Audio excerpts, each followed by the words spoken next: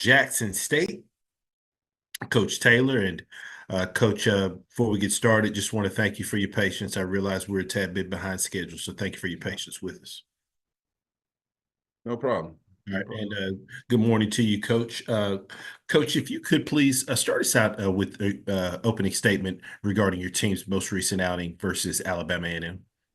Another great conference win. We're very happy where we are right now as a program, 2-0 in the Eastern Conference. But great football game, came out, firing on all cylinders in the first half.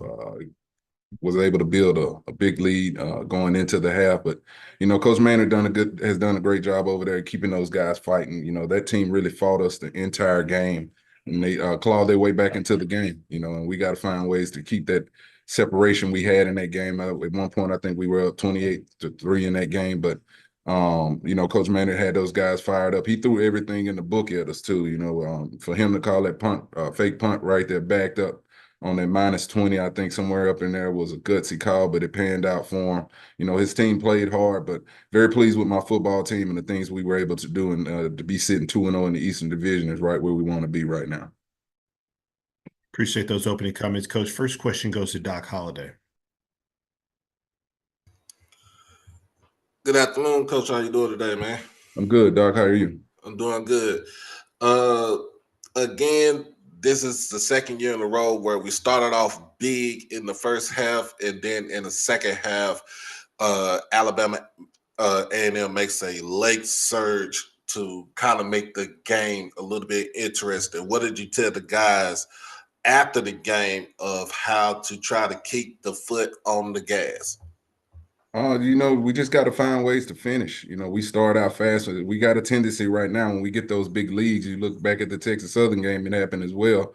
We allow teams to get back into games, but we just got to be better. And that was just a different game. Alabama A&M had 89 total plays. That's a lot of plays out there. They were able to sustain a lot of long drives. And with us at only, I think, 42, 45 plays, time of possession, they had it for 40 minutes. We only had it for 20 minutes and was still able to generate 45 points. But as a football team, if we're going to start that way, we got to finish it that way, Doc. And that's what I've been emphasizing to the team.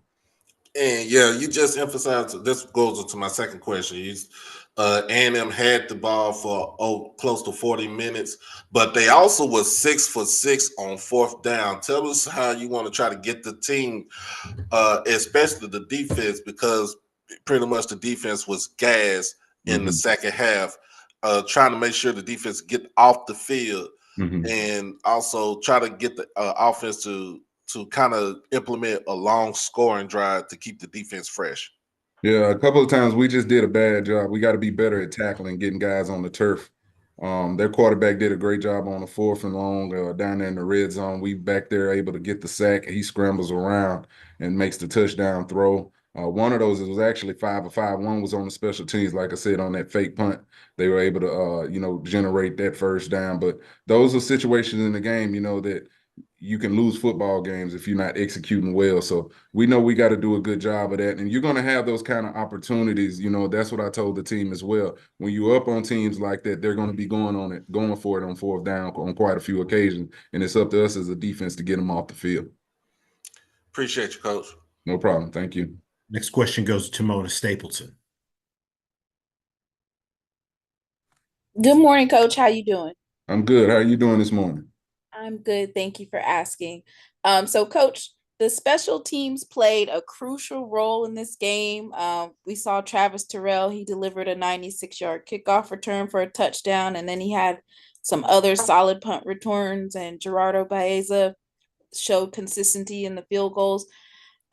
With FAMU coming up, how important is it for your special teams to continue to capitalize on their opportunities to put you guys in good field position?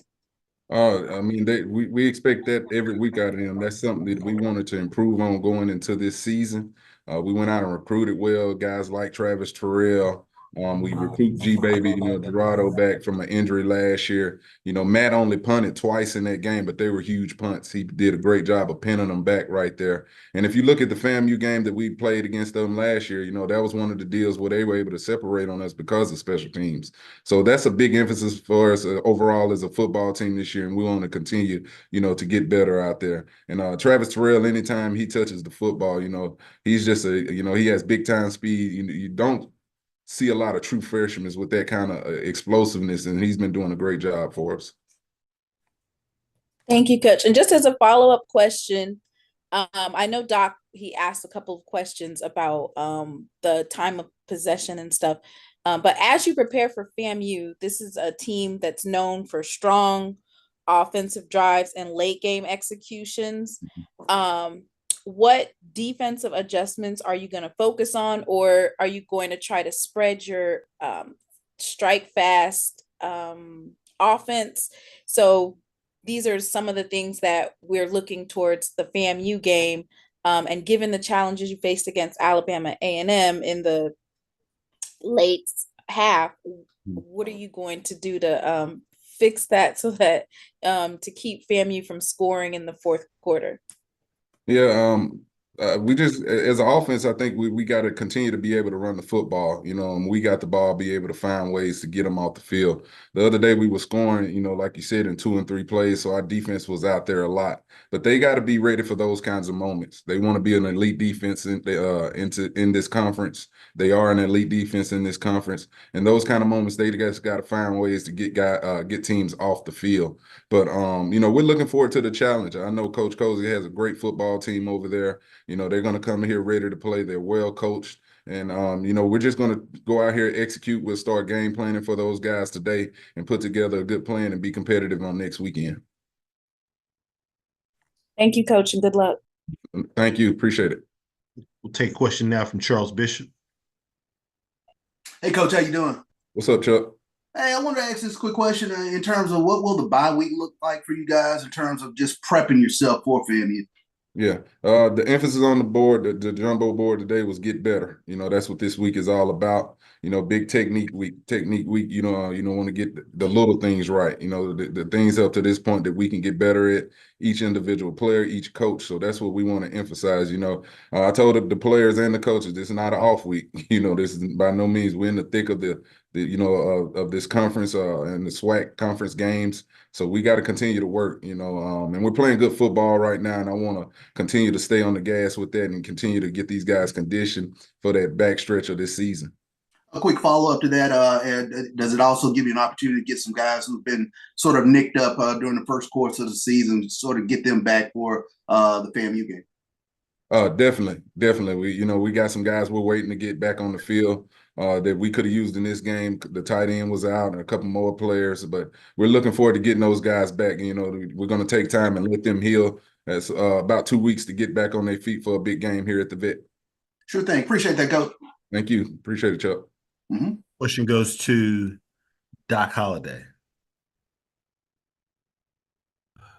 I have one more question for you, Coach.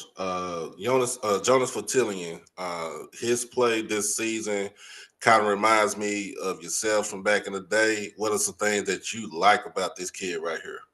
You know, Jonas has been a guy that I've been around. When I was coaching the receiver room when he was a freshman, I saw the talent in him, and I think you hit the nail on the head. He does remind me of myself a lot. You know, when that ball is in the air, he goes up and get it. And he's learning the game of football right now. That's why he's getting better each and every week. We're doing a good job as a staff, you know, trying to critique ways and get ways schematically to get the ball in his hands. He understands the route tree. The thing that people don't really realize how good of a blocker he is in the run game. He really gets after the second level, the corners, the safeties, when it's the you know, we're running the football. Just a complete player. And he's young. You know, he's got a lot of football ahead of him. But the things he's done up to his point, he's earned it. You know, he's went out there and put in the work week in, week out, and you know that's why you see that talent on the field each and every weekend. All right, appreciate you, Coach. No problem.